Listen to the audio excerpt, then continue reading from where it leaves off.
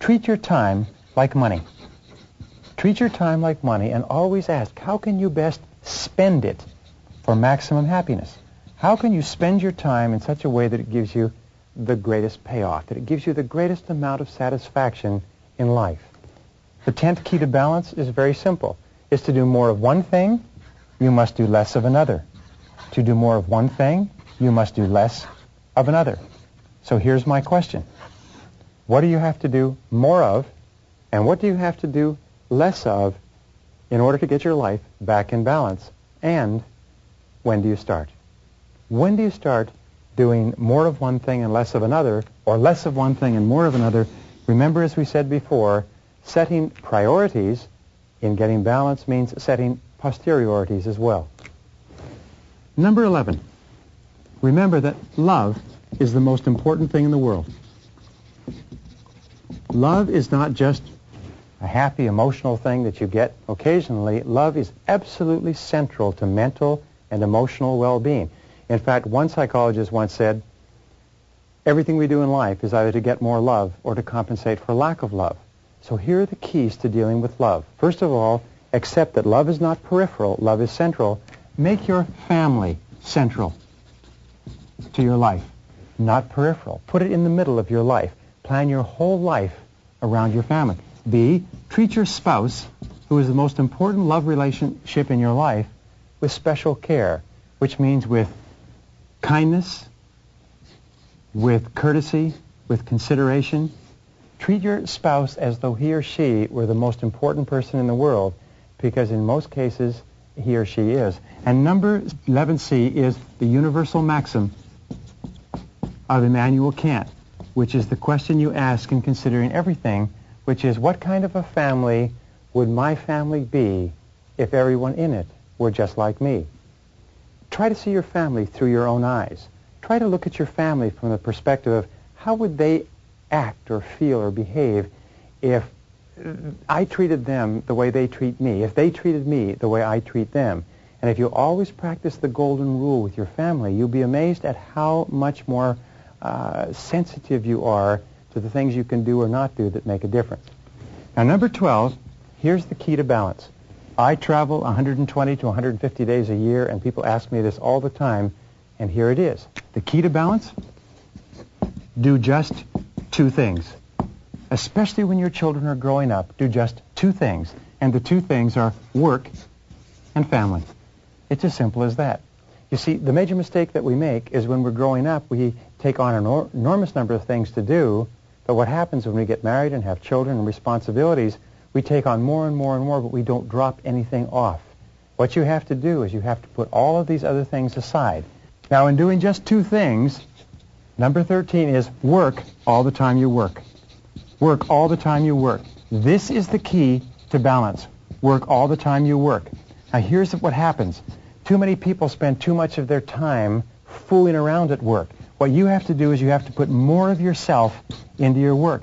Because every minute that you spend fooling around at work, socializing and wasting time, which causes your work to accumulate, causes you to have to take it home in the evenings and on the weekends, is time that you're taking away from your family. So work all the time you work. When you go to work, work 100%, full blast all the time. Don't let anybody waste your time or detract time from your work, which brings us to number 14. The other part of balance is when you're with your family, be there 100% of the time. Don't be there physically with the rest of your body watching television, looking out the window, talking on the telephone, reading the newspapers, and so on. When you're with your family, practice focused attention and be there 100% of the time. Be right there, if you like, in their face. Do you know, it's an interesting statistic, but according to the American PTA Association, the average parent spends less than 30 minutes per week in one-on-one, face-to-face interaction with their child. You wonder why we have problems with some of our children? It's because parents don't spend time with them. Number 15 is cut back on all the things that cut into family time. Cut back on newspapers. Remember, when you read a newspaper, when one of your members of your family is there and wants to communicate with you, what you're saying is the newspaper is more important than you are. Cut back on television. Cut back on radio.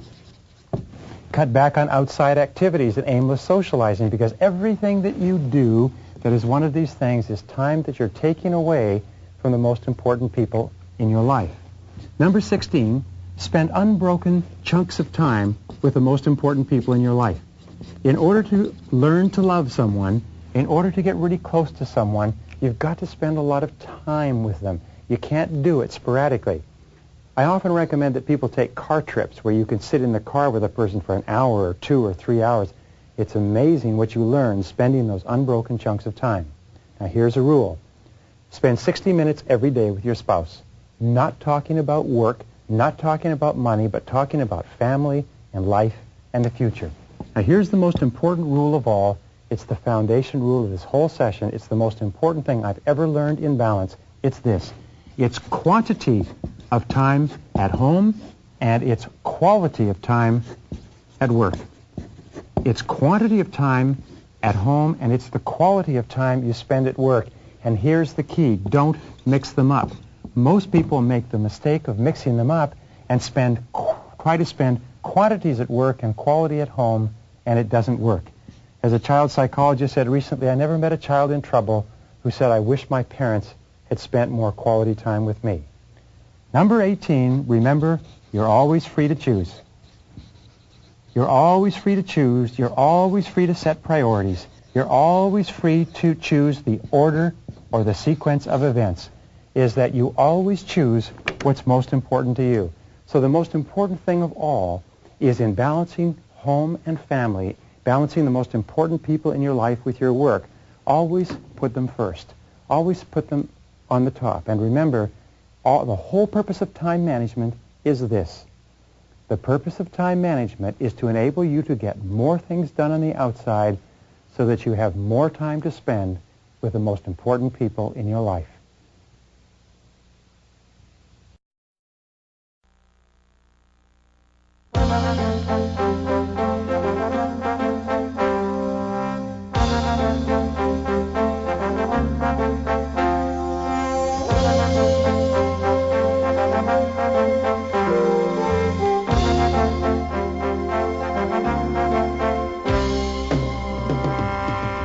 The one thing that makes you unique from every other human being in the world is the way you think. It's the quality of your mind, and especially the way you think about your time and your life. And if you think more effectively, if you think more positively, if you think more constructively about yourself, your time, your life, your activities, your relationships, your work, and so on, you actually improve them all. So in this session, I want to talk to you about the qualities of thinking of truly superior men and women and show you how you can develop them on an ongoing basis as you go about your day-to-day life. The first thing I want to talk about is what is called the development of a personal philosophy of time. A personal philosophy of time. Now, personal philosophy of time also means a personal philosophy of life. What is life? What does it mean? What does it stand for? And in life, there are two basic worldviews, and basically they're at opposite ends of the pole, and sometimes we fall in the middle. But the first worldview is a benevolent worldview. People with a benevolent worldview are those who have a positive mental attitude, generally speaking, toward themselves and their life. They believe in their own potential. They believe in love and life and beauty. They believe in growing to the realization of their full capabilities. They believe that life is pretty good and that they can have a major impact. They can make a contribution and do something substantial with their lives. People with a benevolent worldview are the movers and shakers and the builders of all of time. Now, the other type of people are those who have a malevolent worldview. These are people who have a negative mental attitude, if you like, and they have, first of all, a negative mental attitude toward themselves. They have a negative mental attitude toward other people, toward the world. They see injustice and oppression. They see unhappiness and misery. They see unfairness and people having a hard life. They have a tendency to be angry and to have low self-esteem, but always a malevolent worldview requires someone or something else to blame, someone or something to criticize, something to be down on. That's why you find that people with a malevolent worldview are always in contra-opposition, or if you like, in conflict with people with a benevolent worldview. In order for you to achieve your potential, remember the most important people, the most productive people, the most creative people are always those who have a benevolent, positive, constructive worldview, and that's your goal. Now, the second part of a philosophy of time management is to take the long view. This is so important, but Dr. Edward Banfield of Harvard University studied success for years and years in this context. He said, what are the characteristics of people that cause them to move up socioeconomically in the course of their lifetime? What are the predictors of upward social evolution? And what he found out was that long-time perspective was the critical factor, that this is an attitude. And people with long-time perspective, as we mentioned briefly before, are those who take a look at where they are now and where they want to be in 20 years. And they make sure that everything that they're doing today is going to help them in the long term. They are willing to work hard today knowing that the payoff will come much, much later. And as you go up socioeconomically, you find that people's time perspective stretches out further and further. So develop the long view. Now, when we say developing the long view, we mean that people with the long view are willing to sacrifice in the short term for benefits in the long term. They're willing to study and prepare and plan and work. They're willing to practice the law of accumulation, which says that every great achievement is an accumulation of hundreds and thousands of efforts that a person puts in that nobody ever sees, but a person is willing to do it, realizing that the payoff will be tremendous. Taking a time management course or program and learning these things is an investment of time with a payoff that can last for a long time. Now, the third key, which comes out of the long view, is the ability to delay gratification. Economists agree that the number one reason why people or even economies fail is because of the inability to delay gratification. They want to spend all of their time, all of their money now. They want to have fun and do what is fun and easy rather than what is hard and necessary. W. Clement Stone said, if you cannot save money, then the seeds of greatness are not in you. If you cannot save money, then the seeds of greatness are not in you. If you cannot delay gratification and engage in short-term pain for long-term gain, then the seeds of greatness are not in you. One of the most valuable things that we can teach our children and teach our staff is to think in the long term. All of us, over the course of our lives, want to develop character, and character has been defined several ways. One definition I like is that character is the ability to follow through on a resolution after the enthusiasm with which the resolution was made has passed. So taking this course, by the way, you will make a lot of decisions and commitments and resolutions. The true measure of character is whether or not you have the capacity to follow through. Character, in effect, is self-discipline in action.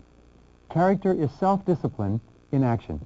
You can tell how much character you have by how willing you are to discipline yourself to make the sacrifices that are necessary in the short term to have a great life in the long term. Now, once you've done this, number 5 is to take the short view. A key part of time management is to take the short view, which means to measure out your time in minutes. We find the most productive people in our society, the most important, the most prominent, are those who are the most fastidious about their time management. They measure out their time in 10-minute chunks, like accountants and lawyers and doctors, whereas unsuccessful people measure out their times in half days and full days and weeks. So take the short view. Be fastidious about your time. Following that is know where your time goes. Know where your time goes. Take the time to think. Know where your time goes so that you can ask yourself if this is how you want to spend your time. Analyze it. Keep a list of how you spend your time. Look and ask yourself all the time, is this consistent with what I want to do and what I want to accomplish? And number 7 is learn how to say no. Just say no if a particular activity does not contribute to the highest value use of your time. Just say no if something is not helping you. Use the techniques of delay in order to gain time to think about whether or not you want to do something. One of the best techniques I've ever used and discovered is what is called the 24-hour technique. No matter what anybody wants you to do, ask for 24 hours to think about it.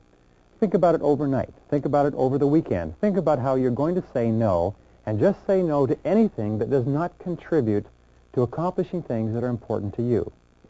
Now, an 8th key in developing a philosophy of time management is to remember that time equals money.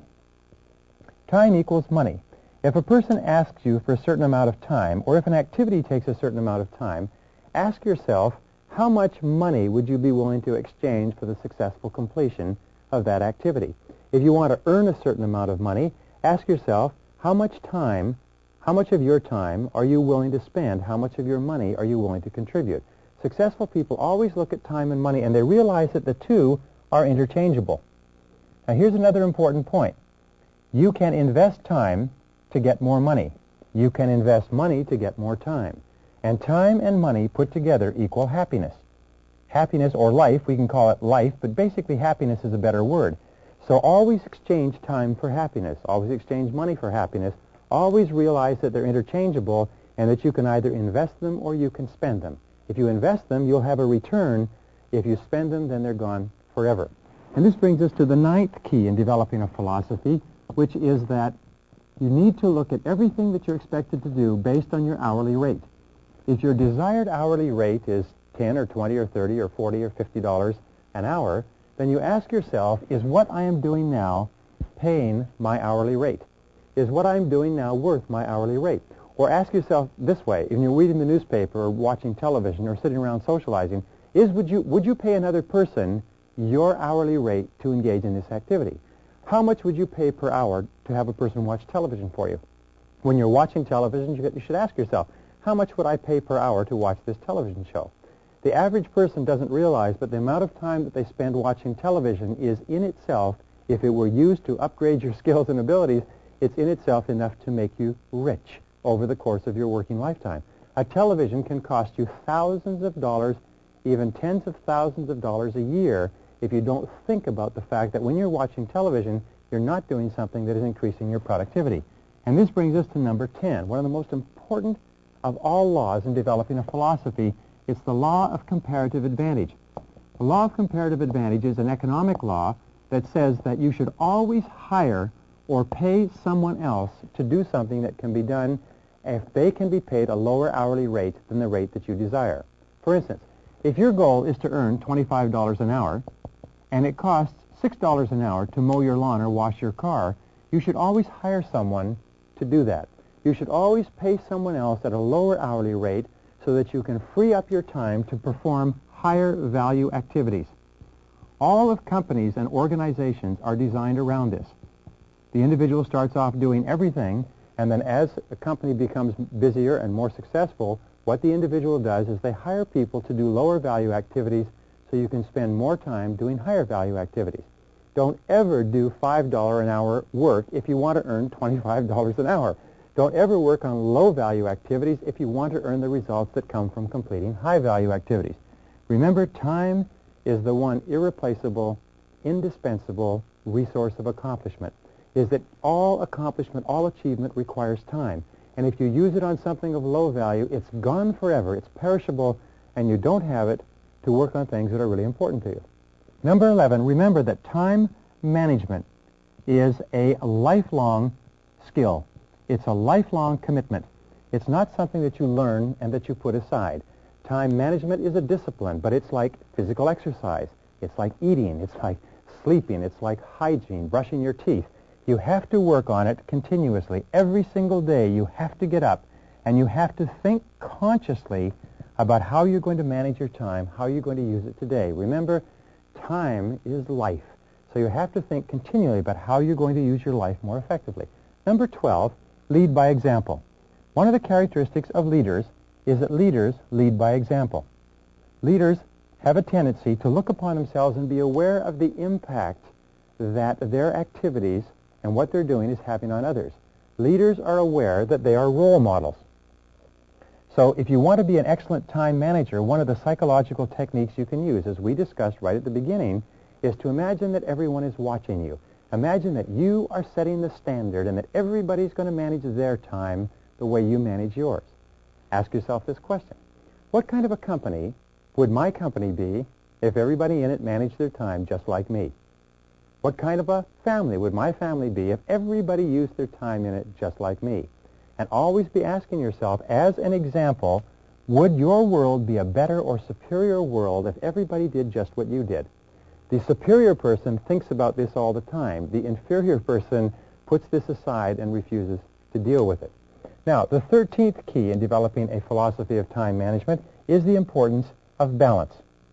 The importance of balance, which means the importance of moderation. The Greeks said that moderation in all things is the key to a happy life. Moderation. Now, sometimes people say, well, I don't have time for my family. I don't have time to exercise. I don't have time for this and time for that. Whenever you find yourself getting out of sync with regard to balance, and especially when you feel that you don't have the time, is when you most need to stop and think. So here's the question to ask. What would I do if I only had 6 months to live? If you find yourself working too hard or not spending time in your relationships, not spending time with the people you care about and who care about you, then ask yourself, what would I do if I only had 6 months to live? And if what you would do is you'd spend more time with the important people in your life, the time to start spending that time is now. So what would you do if you had 6 months to live? You know, it's an old joke that doctors say is that they never met a businessman on his deathbed who said, boy, I wish I'd spent more time at the office. The fact of the matter is that balance and moderation in all things increases your productivity, increases your efficiency. And remember, the only reason you're working is so that you can enjoy the great things of life, which are your people, your relationships, the things that make you happy, and so on. Number 14, which brings us to that, is that relaxing, letting go, vacations are a wonderful use of time, is that you need to recuperate. You need to recharge your batteries. So one of the smartest things to do at the beginning of the year is plan all of your vacations in advance. Send them the money. Book the travel facilities and the hotel facilities. Book your vacations in advance and schedule your work around your vacations. Take 3-day weekends whenever possible. Take a week or 2 weeks off in the summer and the winter time, but learn to relax. Also, learn to exercise. Exercising is a valuable use of your time. The more you exercise, the healthier you are, the more energy you have, the more creative you are, and the more capable you are of doing better work when you work. Number 15, make sure that your goals and your values are congruent. Make sure that you're doing the things every day that you love to do. Make sure that you're doing things that you care about and that what you're doing every day makes you happy. Number 16, have regular health exams. Remember that your health is one of the most important parts of your life. Get regular dental checkups, get regular physical checkups. Number 17, eat lightly. Eat light lunches, eat light dinners. You'll have more energy, you'll be less drowsy, and you'll be more productive. Number 18, make a decision to live to be 80.